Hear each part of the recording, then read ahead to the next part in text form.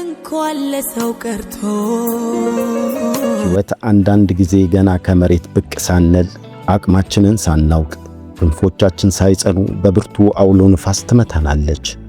ገና ሕፃን ሳለን የአራስ ልጅነት እርግብግቢታችን ባልጸናበት ዕድሜ የመከራ ዶፍ ይወርድብናል። ዛሬዋ ባለ ታሪካችን ራሄል ጌቱ ትባላለች።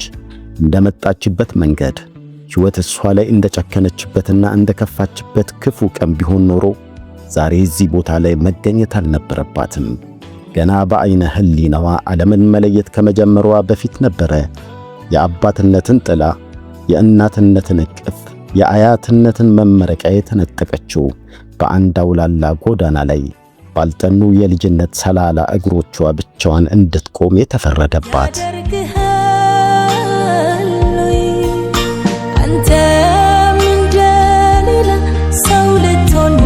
እስቲ ያስቡት፣ እናት የለች፣ አባት የለም፣ የምትጠጋባት አያት በሞት ተለይታታለች።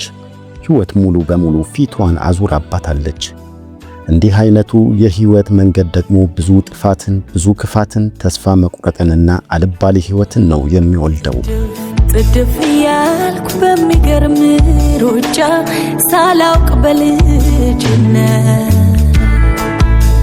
በሰዋዊው አመክንዮ ስናሰላው ራሄል ጌቱ ጨካኝ፣ ሰውን ሁሉ ተጠራጣሪ፣ ፈሪ፣ ድንጉጥ፣ በሕይወትም ሆነ በራሷ የማትተማመን ሴት መሆን ነበረባት። ከሕይወት ጨለማ ለማምለጥ ብዙ አስቀያሚና አደገኛ መንገዶችን በጭካኔ መጓዝ ነበረባት። ከአማራጭ ይልቅ አቋራጭ መንገድን ተጠቅማ ሕይወቷን ልታበላሽ ትችል ነበረ። ነገር ግን እሷ ያንን አላደረገችም። አማራጭን ትታ ከሕይወት ጋር ፊት ለፊት መጋፈጥን፣ ያንን ብርቱ ትግል ነው የመረጠችው። የልጅነቷን ብርቱ ጊዜ በጥበብ በትዕግስትና በጽናት አለፈችው። ከወላጅ ቅፍ ይልቅ ሙዚቃ ታደጋት፣ ጥበብ ፈወሰቻት። በሚገርም ሩጫ ሳላውቅ በልጅነት እዚህ በራሄል ጌቱ የሕይወት ጉዞ ውስጥ ትልቁንና ጉልሁን ድርሻ የነበረው የታሪኳን ሁሉ መሠረት የሆነው አንድ ድንቅ ማኅበረሰብ አለ። እሱም የፍልውሃ ማኅበረሰብ ነው። በዚያን ዘመን በዚያ ሰፈር የአንዱ ወላጅ የሌላው ወላጅ ነበር። ጎረቤት ጎረቤትን የሚጠብቅበት፣ አንዱ ለሌላው የሚኖርበት ማኅበረሰብ። ራሄል እናትም አባትም አያትም ባይኖራት የፍልውሃ ማኅበረሰብ ግን ይህንን ሁሉ ሆኖ አሳድገዋታል። ቤትም ሆነውላታል፣ ፍቅርንም ሰጥቷት፣ ገመናዋን ሸፍኖ በሰፈር ፍቅር አቅፎ ዛሬ ላለችበት ለደረሰችበት የጥበብ ማማ መሠረት የጣለላት ይኸው ማኅበረሰብ ነው። ዛሬ ግን ያ ዘመን አልፏል። ዛሬ ወደፊት ጮኸን ብንጠራው የማይሰማን ገመና ሸፋኝ የሆነው ማኅበረሰብ ፈርሶ ተበትኗል። ፒያሳ፣ 4 ኪሎ፣ ፍልውሃ፣ አዋሪ፣ ጨርቆስ፣ ቄራ፣ እነዚህ ታሪካዊ ሰፈሮች ሲፈራርሱ የፈረሰው አሮጌ ግድግዳና የሚያፈስ ጣራ ብቻ አልነበረም። የፈረሰው የፍቅር ራት ነበር። የፈረሰው የመተሳሰብና የሰውነት መብራት ነበር። ብዙ ራሄል ጌቶችን ያሳደገ፣ የወደቁትን ያነሳ፣ የተራቡትን ያበላ ማኅበራዊ ተቋም ነው አብሮ የፈረሰው። ያ የሰውነት ግንብ፣ ያ የተንሰላሰለ የሰፈር ፍቅር አብሮ ተንዷል። ይቅር ብቻ ይለፍ ብቻ ለማለት እንገደዳለን። ፍርስራሹን እያየን ልባችን ቢያለቅስም በውስጡ ያለፉት ድንቅ ስብዕናዎች ግን ዛሬም ምስክር ሆነው ቆመዋል።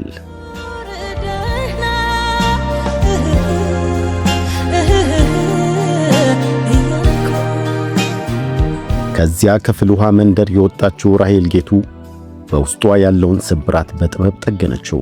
ማይክሮፎኑን ስትጨብጥ፣ ድምጿን ስታወጣ የልጅነት ሰላላ እግሮቿ ወደ ብርቱ የዜማ ክንፎች ተቀየሩ። አርቲስት መሆን ለሚፈልጉ በተለይ ለዚህ ዘመን ሴት ወጣቶች ትልቅ ትምህርት የሚሆን ማንነት አላት። በቅርቡ በሰይፉ ሾው ላይ እንዲሁም በተለያዩ ጊዜ የሰጠቻቸውን ቃለ መጠይቆች ላስተዋለ ሰው ልክ እንደ ወረትና የሀገሬ ሰው ዘፈኖቿ በውስጧ የሚስረቀረቅ ልብን የሚነካ ድንቅ ስብዕና ታያላችሁ።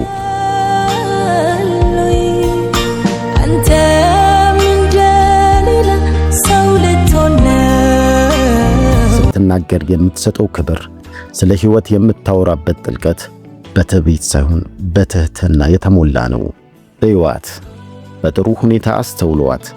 ራሄል ጌቱ በቃለ መጠይቆቿ ላይ ስትቀር ልክ እንደ ኢትዮጵያዊ ዜማ ልብን ከፍ የሚያደርግ በሀገር ፍቅርና በሰውኛ ስሜት የተሞላ መንፈስ ነው የምታጋባው።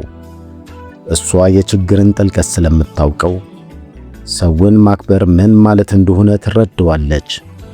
ሕይወት ስላንገላታት በጥበብ ውስጥ መጠለልንና መፈወስን በሚገባ ትሰብካለች። ናናናናናናና የጥለፈኝ ቀሚሷ ጉብና ጠብር ግፍ ያድርገኝ ለክብራ ሆዴ እንዳታጣላኝ ካድባራ። ይህ የራሄል ጌቱ ታሪክ የአንዲት ድምፃዊ ታሪክ ብቻ አይደለም። ይህ ታሪክ የሁላችንም ታሪክ ነው። የሁላችንንም ሕይወት የሚዳስስ ትናንታችንን የሚያስታውስ ድንቅ መስታወት ነው። ሁላችንም በሕይወታችን ውስጥ የራሳችን ስብራት አለን። ሁላችንም በልጅነታችን ወይንም በጉልምስናችን የመከራ አውሎ ንፋስ መጥቶን ያውቃል። ነገር ግን እንደ ራሄል ጌቱ አቋራጭን ትተን በቅንነትና በጽናት መጓዝን ስንመርጥ ሕይወት በመጨረሻ ዘውድን ታጎናጽፋለች። በዚህች አጭር ዕድሜ ያየሁትን ዳገት ሜዳና ቁልቁለት፣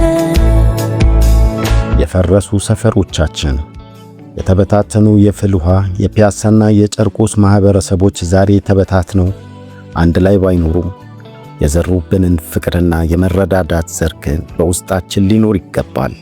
የወደቀን ማንሳት፣ ገመና መሸፈን፣ እናት አባት ለሌላቸው መጠጊያ መሆን የትናንቱ የኢትዮጵያውያን መገለጫ ነበርና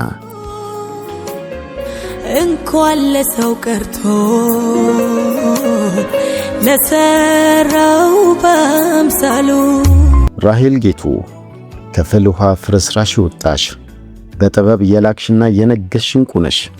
ታሪክሽ ለሁላችንም ብርታት፣ ተስፋ ለቆረጡ ሁሉ መነሳሳት ነው። ካይኑ ካንድ ሙለ ሶስቴ ሰረቅ አርጎ ሲያይ ድንገት ልጁን በማየቴ ሳሉን። ተከታታዮቻችን ይህንን ድንቅ የህይወት ጉዞ ስትሰሙ ምን ተሰማችሁ? የእናንተስ የትናንትና ሰፈር ገመናችሁን የሸፈነላችሁ ማህበረሰብ የትኛው ነበረ? አስተያየታችሁን ኮሜንት ላይ አጋሩን። ወርወር ሲል አይኒ ካይኑ ካንድ ሙለ ሶስቴ ሰረቅ አርጎ ሲያይ ድንገት